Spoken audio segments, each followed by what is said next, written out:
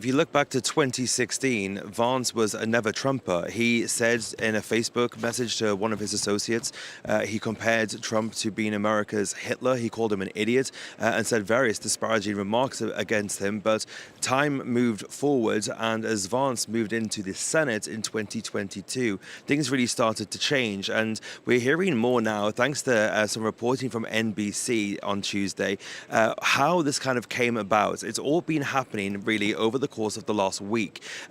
We are being told from this report that Donald Trump didn't have Vance at the top of his list, but he was more leaning towards Doug Burgum, the governor of North Dakota, also a billionaire who also ran for president and Donald Trump beat in the primaries.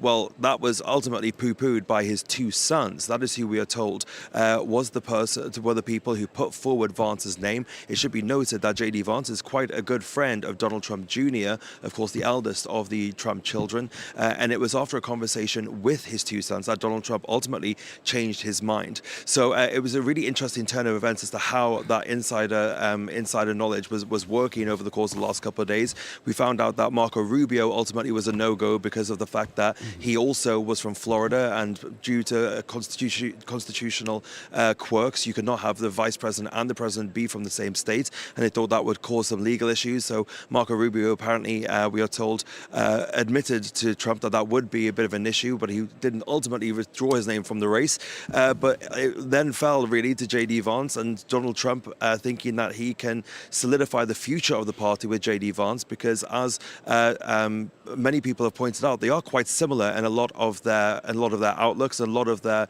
positions as well.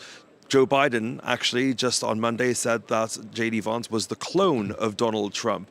So the Biden campaign trying to get ahead of this narrative as well, to push the fact that JD Vance is just Trump, but significantly younger. So it's kind of a bit of a political messaging war at the moment, even in the wake of the assassination attempt on Donald Trump just this past weekend.